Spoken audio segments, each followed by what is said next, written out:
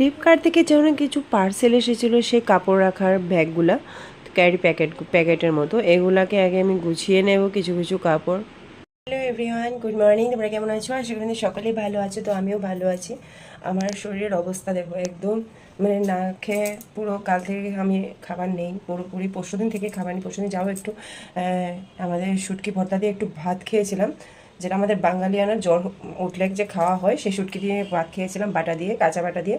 খাওয়ার পর কাল কিন্তু কিছু ভাত খেতে পারিনি, ভাত নিয়ে বসেছিলাম কিন্তু খেতে পারিনি।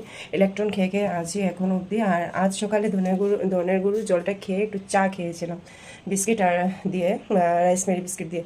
তো খাওয়ার পর এখন কাজ শুরু করে দিয়েছি, প্রায় বেজে গেছে 10:30টার কাছাকাছি।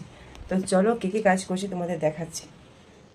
নিউ বাড়িতে আসার পর তোমাদের আর ঘর দেখানো হয়নি, আর ব্লগ দিতে পারছিলাম না, শরীর প্রচণ্ডই খারাপ ছিল। এই বাড়িতে 1 মাস হয়নি, আস্তে আস্তে কিন্তু আমার 2বার জ্বরে ভুগছিলাম। এখানে হলো আমার ফার্স্ট রুম, তো এটা হলো আমার ফার্স্ট রুম। আর সেকেন্ড রুম হলো এটা। থার্ড রুমটাও দেখাবো। থার্ড রুমটাও অনেকটাই ছোট, আর সাথে একটা ছোট্ট কিচেনটা আজ দেখাবো না, কারণ কিচেনের কিছু কাজ বাকি আছে, তার জন্য বাসন টাসন এই পাশ ওই পাশ রয়েছে।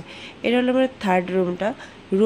রুমগুলা অনেকটাই ছোট, মানে কি বলবো, অনেকটাই ছোট।